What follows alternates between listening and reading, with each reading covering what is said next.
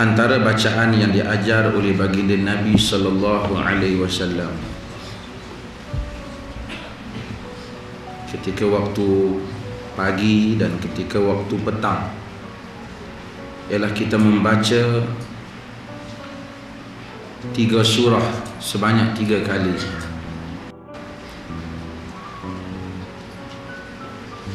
Iaitu Qul huwallahu ahad, Qul a'udzu birabbil falaq, Qul huwallahu ahad, yang dikenali juga ataupun yang dinamakan dengan suratul Ikhlas. Kita membaca Qul a'udzu birabbil falaq, surah Al-Falaq, dan kita membaca Qul a'udzu birabbin nas. Baginda sallallahu alaihi wasallam menyebut dalam hadis yang sahih yang diriwayatkan oleh Al-Imam Tirmizi dan Abu Dawud, man qalaha 3 marrat hina yasbahu wa hina yamsi, hina yusbihu wa hina yumsi, kafathum kulla syai'. Sesiapa yang membaca surah ini sebanyak 3 kali ketika waktu yusbih, ketika waktu pagi, dan juga ketika waktu petang, maka surah-surah ini mencukupkan dia daripada segala-galanya. Yakni surah-surah ini, dengan keberkatan surah-surah ini, Allah Subhanahu wa taala memelihara dia daripada apa yang dia takuti. Seperti mana surah yang lepas, Ayatul Kursi, kita menyebut bahawasanya bacaan-bacaan ini hendaklah disertai dengan iman kepada Allah Subhanahu wa taala. Maka sesiapa yang membacanya terlebih dahulu dia memahami maknanya. Dengan memahami maknanya, maka ia baca bersama dengan akidah yang sahih. Bila dia baca dengan akidah yang sahih, yang betul kepada Allah dan Rasulnya, surah-surah ini memberi manfaat kepadanya.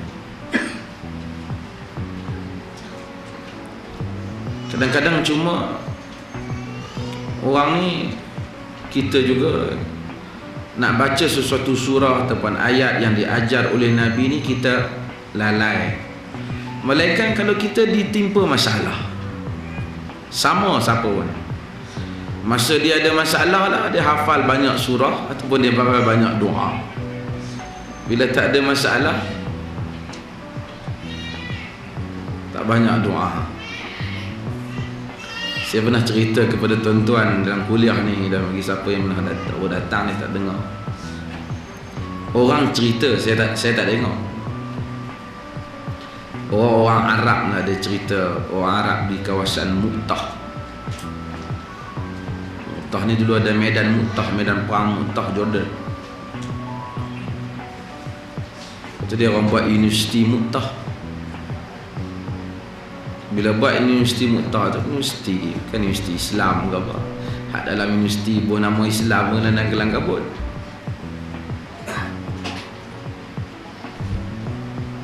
Bila buat universiti Mu'tah tu, campur lelaki perempuan macam-macam sana. Kata orang Arab, lama-lama dia cerita, masa awal dia kata, selalu sangat orang kena histeria masa awal penubuhan universiti tu. Orang kampung kena, student kena. Dia selalu kena histeria, menyebabkan macam-macam lah. Orang ni bila dah kena histeria, mulalah baca Quran, baca doa, mulalah tak tengok benda biru, mula jagalah sikit. Sehingga satu orang kena histeria banyak hari, pada tu tak baik, panggil satu orang di kalangan, barangkali orang yang berada pengetahuan agama sikit sebanyak, ataupun syekh lah kuasa mereka tu.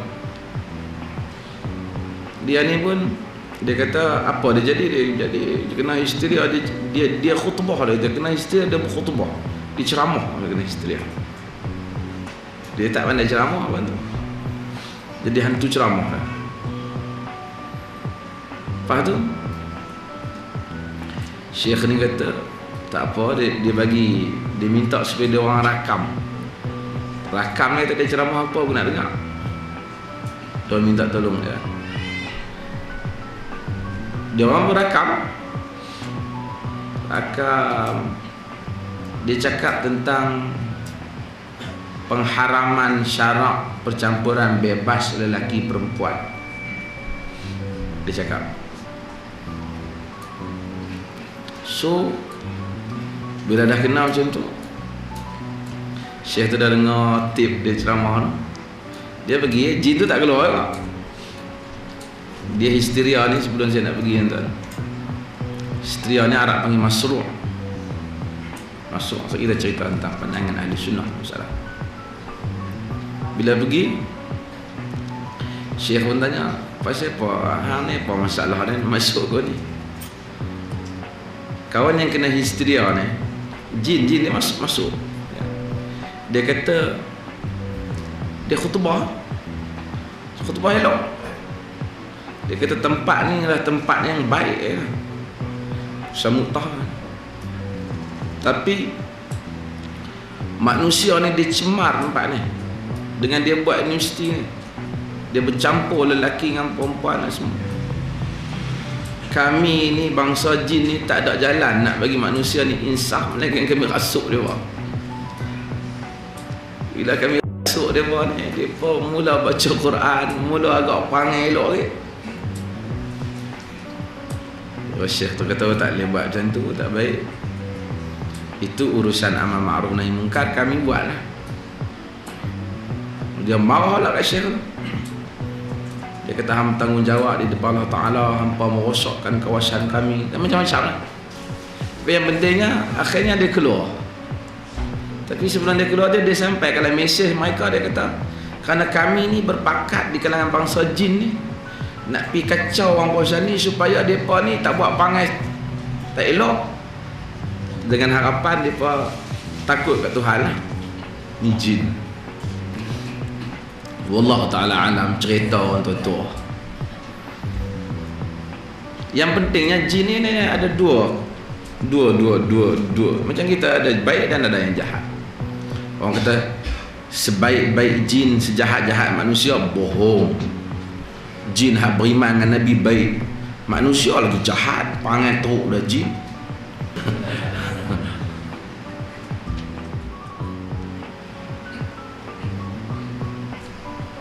Ada yang jin yang beriman, dan Al-Quran ada surah jin, Allah Ta'ala sebut dan memuji mereka. Wa isfarrafna ilaika nafaran minal jin, kumpulan yang jin yang datang dan beriman kepada Nabi. Inna sami'na Qur'anan ajaba, kata jin, kami mendengar Quran yang sangat ajaib.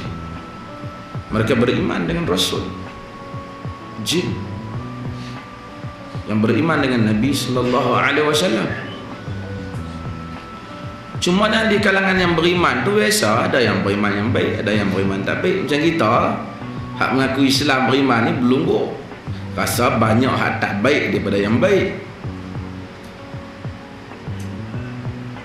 Dan yang kafir, ada jin yang kafir. Cumanya mazhab dalam akidah berbeza pendapat.